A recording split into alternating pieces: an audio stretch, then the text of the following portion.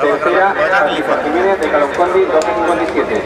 Cuarta, Laura Mota, Playa de Castellón, 12.83. Quinta, Adisou, Valencia de Rimar, 12.88.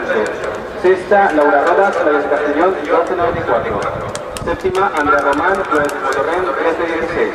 Octava, Ángela Sevilla, de Sitges, 13.21, velocidad del viento más 3,8. En la segunda serie, 38.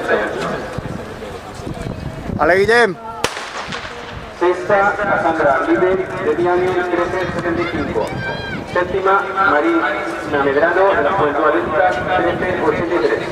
Octava, Loreto Sancho, Los de Costilla, 14.03. Velocidad del viento más 4,5.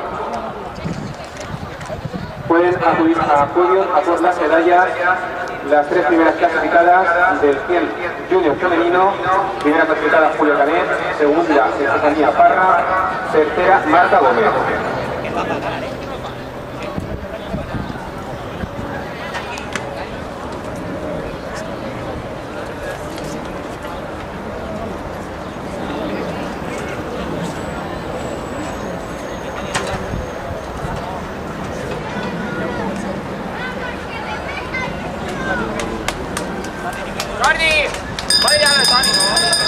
Ale Guillem, Baban.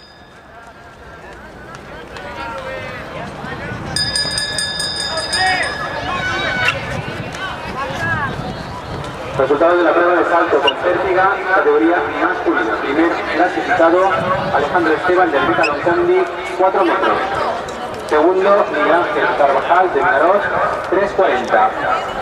Alejandro Esteban puede pasar a podio a por la medalla de campeón autonómico en la prueba de pértiga.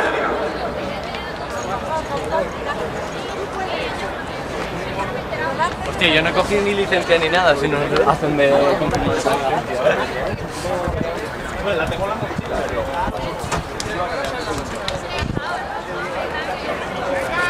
Vale.